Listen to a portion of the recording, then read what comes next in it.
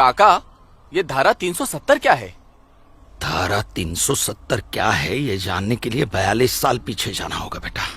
अंग्रेजों ने to nation theory के तहत हिंदुस्तान के दो टुकड़े कर दिए, एक हिंदुस्तान और पाकिस्तान। पाकिस्तान की बहुत इच्छा थी कि जम्मू कश्मीर का विलीनीकरण पाकिस्तान में हो जाए, और राजा हरि सिंह चाहते थे कि कश्मीर एक स्वतंत्र देश रहे। वो न हिंदुस्तान में विलीन होना चाहते थे न पाकिस्तान में, और तब पाकिस्तान ने खूनी खेल खेला।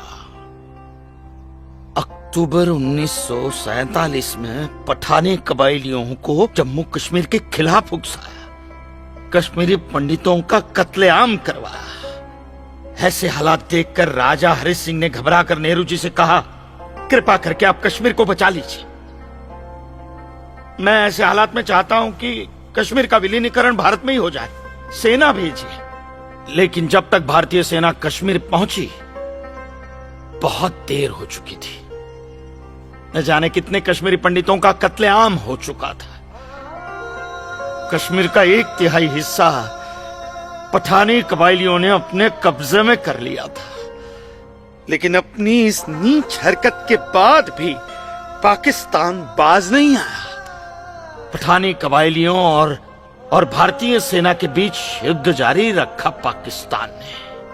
संयुक्त राष्ट्र सुरक्षा परिषद के 3 सदस्य आयोग की रिपोर्ट पर 13 अगस्त 1948 को पठानी कबायलियों और भारतीय सेना के बीच युद्ध विराम घोषित हुआ, और यह तय किया गया कि कश्मीर समस्या का हल जनमत के आधार पर ही होगा। सितंबर 1951 में मताधिकार के बाद एक बार फिर जम्मू कश्मीर के भारत में विलय की पुष्टि की गई, मगर इसी दौरान शेख अब्दुल्ला ने अपने हाथों से धारा 370 का ड्राफ्ट तैयार किया और नेहरू जी को सौंपा।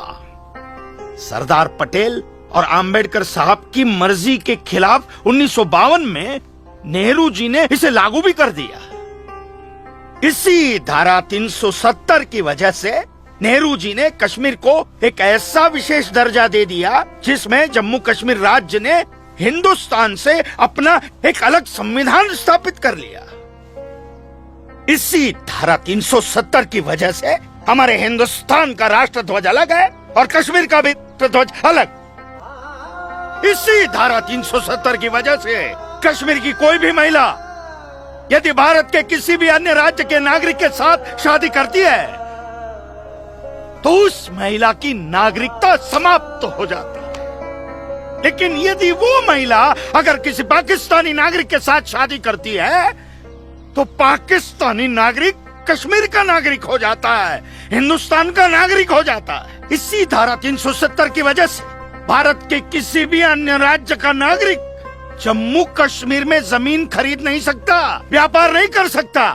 लेकिन जम्मू कश्मीर का नागरिक भारत के किसी भी अन्य राज्य में जाकर अपना व्यापार कर सकता है, जमीन खरीद सकता है, कुछ भी कर सकता है। अरे ये बिग लैंड एबोल्यूशन है, क्या है पता है?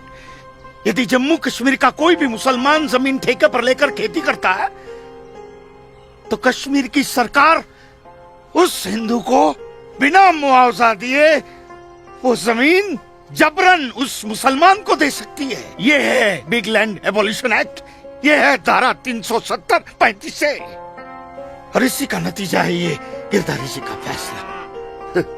और सिर्फ यही नहीं, ये जो सरकार की ऋण निरस्तीकरण योजना है ना, इसके अंतर्गत उन सारे मुसलमानों का कर्जा माफ कर दिया जाएगा जो उन्होंने हिंदुओं से लिया।